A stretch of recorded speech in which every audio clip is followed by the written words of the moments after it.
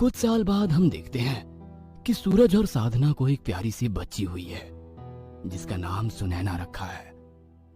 सूरज अपने माँ बाप का एक लौता बेटा था। बचपन से लेकर आज तक उन्होंने उसकी हर जिद पूरी की थी, इसलिए उसे भी अपनी हर बात मनवाने की आदत सी हो गई थी। कई बार उसके माता पिता उसके जिद से परेशान भी हो जाते, मगर फिर सोचते कि हमारा जो कुछ भी है सब इसी का तो है। यदि इसकी ख्वाहिश पूरी नहीं करेंगे तो इतना रुपया पैसा होने का क्या फायदा। सूरज की जिद पर ही उसका एडमिशन शहर के नामी इंजीनियरिंग कॉलेज में अच्छा खासा डोनेशन देकर कराया था, क्योंकि एग्जाम में तो सूरज के मार्क्स बहुत कम थे। सूरज के कॉलेज में ही सुनैना पढ़ती थी, जो न केवल दिखने में खूबसूरत थी बल्कि कॉलेज की हर एक्टिविटी में पार्टिसिपेट करती थी। यहाँ तक कि कॉलेज में पढ़ाई करने के लिए उसे कॉलेज की तरफ से स्कॉलरशिप मिली हुई थी। कॉलेज के पहले दिन ही जब सभी कॉलेज में नए नए आए थे, तब सूरज ने सुनैना को पहली बार देखा था। सुनैना की हाजिर जवाबी और सेंस ऑफ ह्यूमर देखकर सूरज उससे दोस्ती करने के लिए अपना हाथ आगे बढ़ाता है। लगता है आप इस कॉलेज में नई आई हैं। बीटेक का फर्स्ट सेम है। वैसे आपको देखकर लगता है कि आप पिछले कई दिनों से इस कॉलेज में पढ़ रहे हैं। आप तो सीनियर नहीं सुपर सीनियर होंगे। ये सुनकर वहाँ खड़े लड़के भी हंसने लगे।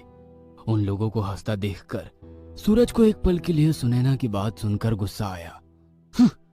इतना एटीट्यूड, आज तक मुझसे इतनी एटीट्यूड में किसी ने बात नहीं की है। ये कैसे मुझसे इस तरह बात कर सकती है। मगर फिर अगले पल सोचने लगा कि यदि खूबसूरत लड़कियां एटीट्यूड नहीं दिखाएंगे तो कौन दिखाएगा। सूरज ऐसा सोच ही रहा था कि तब तक सुनैना वहां से चली गई। वह तुरंत भागता हुआ सुनैना के पीछे पहुंचा और बोला, लगता है आपको गलतफहमी हुई है। मैं भी कॉलेज में नया हूँ। मैंने भी बीटेक के लिए ही कॉलेज में एडमिशन लिया है। हम दोनों बैचमेट्स हैं। वैसे आपका सेक्शन कौन सा है? बड़ी जल्दी है आपको सब कुछ जानने की, जरा सा सब्र तो रखिए।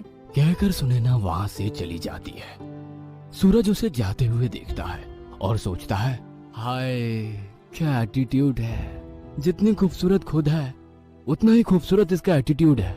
इसके एटीट्यूड ने तो दिल जीत लिया है। जिगर पर छुरियां चल गई कसम से।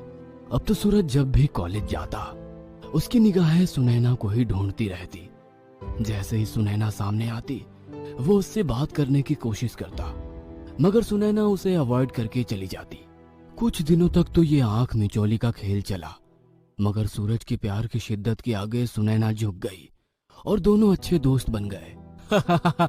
मुझे पूरा विश्वास था कि एक ना एक दिन तुम मेरी अच्छी दोस्त बनोगी। हाँ, मगर ये दोस्ती को सिर्फ दोस्ती तक ही रहने देना, उसकी हद से आगे बढ़ने की कोशिश मत करना। ये क्या कह रही हो तुम सुनैना?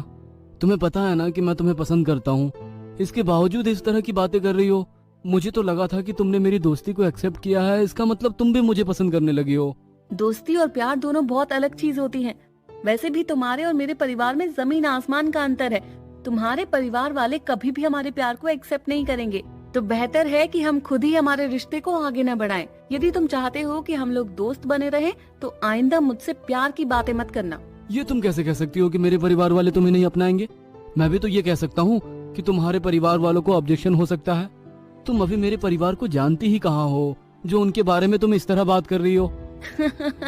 तुम्हारे परिवार वालों को जानने के लिए मुझे कोई खास मेहनत करने की जरूरत नहीं है। ये हर भारतीय परिवार की विडंबना है। शादी जैसा संबंध हमेशा बराबर वालों में किया जाता है, और मेरे परिवार और तुम्हारे परिवार का कोई मेल नहीं है। What rubbish! अपने मन की थ्योरी मेरे परिवार वालों के ऊपर नहीं थोप सकती हो। घर वाले मेरे हों या तुम्हारे, भारतीय परिवारों की सोच कोई नहीं बदल सकता। मैं अभी इस बारे में और कोई बात नहीं करूंगी। कहकर सुनैना वहाँ से चली गई। सुनैना के जाने के बाद सूरज खुद से बोला, ये सुनैना खुद को समझती क्या है? इतना एटीट्यूड। हाँ, मेरे परिवार के बारे में कुछ भी बोल रही है। मैं साबित कर दूंगा कि सुनैना तुम गलत हो। कॉलेज खत्म होने के बाद जब सूरज घर पहुंचा तो उदास सा अपने बिस्तर में जाकर लेट गया। उसकी माँ उसके कमरे में आकर बोली, क्या बात है बेटा, उदास क्यों हो? कुछ नहीं माँ, बस कुछ सवालों के जवाब नहीं मिल रहे हैं, उनको ही ढूंढने की कोशिश कर रहा था। अरे ऐसे कौन से सवाल हैं जिसके जवाब तुझे नहीं मिल पा रहे हैं? तुझे पता है ना, हम तुझे इस तरह उदास नहीं देख पाते। सूरज अपनी माँ की बात सुनकर तुरंत पलंग पर बैठ गया और बोला, माँ क्या सचमुच तुम मेरी खुशी के लिए कुछ भी कर सकती हो? तुझे क्या लगता है बेटा? माँ, मैं एक लड़की से प्यार करता हूँ और उसी से शादी करना चाहता हूँ, मगर वो कहती है कि हमारे परिवार वाले कभी इसके लिए तैयार नहीं होंगे। बताओ माँ, क्या तुम मेरी खुशी के लिए तैयार नहीं होगी? अरे वाह, मेरे छोटे से बेटे ने लड़की पसंद कर ली। तू इतना बड़ा हो गया, तेरी खुशी के लिए तेरी माँ कुछ भी कर सकती है। तो बस मेरे लिए बाबा को मना लो, मैं शादी सुनैना से ही करूंगा, उसके अलावा किसी और से नहीं। सूरज से बात करने के बाद जब उसकी माँ अपने पति से सूरज की शादी के बारे में बात करती है तो वो नाराज होकर बोले, हाँ, सारे कॉलेज में तुम्हारे बेटे को वही एक लड़की मिली थी। हमारी और उसके परिवार के बीच में जमीन आसमान का अंतर है। समझा दो अपने बेटे को, ये रिश्ता नहीं हो सकता। एक बार आप उस लड़की से मिलकर तो देखिए, सूरज बता रहा था वो बहुत ही गुणी है। हाँ, उसके गुण सारे देख लिए हैं। अमीर घर के लड़के को फंसाकर अपना मतलब पूरा करना चाहती है। माँ जब सूरज को सारा हाल बताती है तो सूरज नाराज होकर बोलता है, मैंने आपसे पहले ही कह दिया था कि मैं सिर्फ सुनैना से ही शादी करूंगा। पापा को कह देना, यदि वो जिद्दी है तो मैं जिद में उनका बेटा हूँ। सुनैना से शादी करने के लिए घर छोड़कर चला जाऊंगा। बेटे के मुंह से घर छोड़कर जाने की बात सुनकर दोनों पति पत्नी डर गए और उन्होंने हार कर सूरज और सुनैना की शादी के लिए हाँ कर दी। शादी की रात जब सूरज सुनैना का घूंघट उठा रहा था तो उसकी खूबसूरती में खोते हुए बोला, देखा, तुम तो यूं ही फिक्र कर रही थी, मेरे माता पिता मान गए ना, अब तुम सिर्फ मेरी हो, तुम्हें मुझसे कोई जुदा नहीं कर सकता। सूरज, प्यार तो हम भी तुमसे बहुत करते थे, मगर हमें डर था कि कहीं हमारे परिवार वालों के कारण हमारा प्यार अधूरा ना रह जाए। तुम्हें पाकर आज मैं बहुत खुश हूँ। दोनों एक दूसरे को गले लगा लेते हैं और आगे बढ़ जाते हैं। अगली सुबह जब सूरज सोकर उठता है तो इस पर कल रात की बीमारी छाई रहती है। वह बंद आंखों से ही बिस्तर पर सुनैना को ढूंढने लगता है, मगर सुनैना कमरे में नहीं थी। वो उठकर अपने कमरे से बाहर आया और अपनी माँ से सुनैना के बारे में पूछने लगा। तेरी बीवी रात को तेरे साथ थी, तुझे पता होगा कि वो कहाँ है इस वक्त। मुझसे क्यों पूछ रहा है? वैसे भी शादी वाले घर में बहुत सारे काम होते हैं। माँ से जवाब सुनने के बाद सूरज पूरे घर में सुनैना को खोजता है, मगर सुनैना उसे कहीं नहीं मिलती। थोड़ी देर बाद उसकी माँ रोना चिल्लाना शुरू कर देती है। सूरज वहाँ पहुँचता है तो देखता है घर की तिजोरी खाली पड़ी है। देख लिया तूने अपनी जिद का नतीजा। सुबह से तेरी पत्नी गायब है और अब ये देख, मुझे तो लगता है इस सब के पीछे उसी का हाथ है। सूरज अपनी माँ की बात को मानने को तैयार नहीं होता है, मगर काफी खोजने के बाद सुनैना किसी को कहीं नहीं मिलती है तो हार कर सूरज भी मान लेता है कि जो माँ सोच रहे हैं वही सही है। सुनैना उसके घर से सारे रुपए पैसे जेवर लेकर घर से भाग गई। सूरज की माँ जल्दी से अपनी पसंद की एक लड़की से सूरज की शादी करवा देती है। सूरज भी सुनैना के छोड़ के जाने पर दुखी था और उसे भुलाना चाहता था, इसीलिए उसने भी शादी के लिए हाँ कर दी।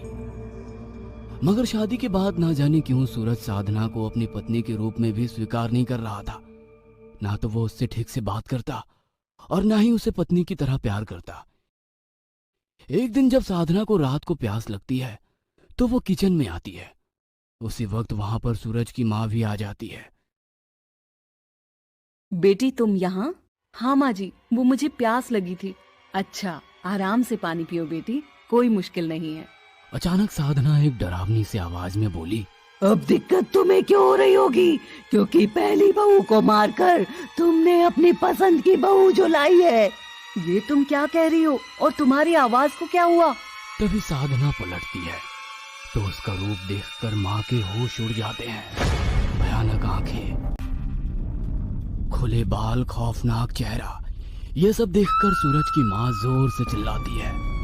उसकी आवाज सुनकर सूरज के पापा और सूरज भी किचन में आ जाते हैं तो वो दोनों भी साधना का डरावना रूप देखकर डर जाते हैं। साधना, तुम्हें ये क्या हो गया?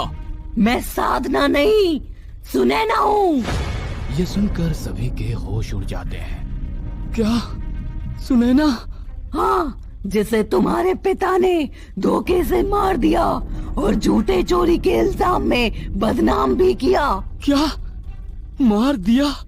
पापा, ये क्या कह रही है? अरे नहीं बेटा, ये तो झूठ बोल रही है, मैंने कुछ नहीं किया। तभी सुनैना अपने नुकीले नाखून वाले पंजों से पापा पर वार कर देती है। मुझे मत मारो, मुझे मत मारो, मैं बताता हूँ, सब कुछ बताता हूँ। मैंने ही घर में झूठी चोरी करवाई और सुनैना को अगवा करवा लिया, फिर इसे मारकर पासी के जंगल में दफन करवा दिया। पर क्यों? क्या बिगाड़ा था सुनैना ने आपका? क्योंकि वो गरीब थी। हमारे खानदान में अक्सर बहुएं किसी अमीर घराने की आती हैं, मगर इसके कारण मेरे खानदान की नाक कट गई। इसलिए मैंने सोचा कि इसे मारकर मैं अपने खानदान को एक रईस खानदान की बहू लाऊं। पापा, आप यहाँ तक गिर जाएंगे मैंने सोचा नहीं था। आपको पापा कहते हुए भी मुझे घिन आ रही है। मुझे माफ कर दो बेटी, मुझे मत मारो। मैं आपको नहीं मारूंगी, वैसे भी मेरे खानदान में मुझे ऐसी परवरिश नहीं दी गई। आपको सजा तो कानून ही देगा। देखा आपने, जिस खानदान की वजह से आपने इसकी जान ली, आज उसी की वजह से आप बच गए। मुझे पता था कि मेरी सुनैना ऐसा नहीं कर सकती। सूरज, जो भी हुआ उसे भूल जाओ। जो हुआ उसमें साधना की गलती नहीं है। तुम इसे क्यों सजा दे रहे हो? मुझसे वादा करो कि तुम साधना को मेरी तरह बहुत प्यार दोगे, तभी मेरी आत्मा को शांति मिलेगी। हाँ, मैं वादा करता हूँ सुनैना। ऐसा कहकर सुनैना वहां से गायब हो जाती है और साधना का शरीर वहीं गिर जाता है। इसके बाद सूरज के पापा अपना जुर्म कबूल कर लेते हैं और उन्हें सजा भी मिलती है।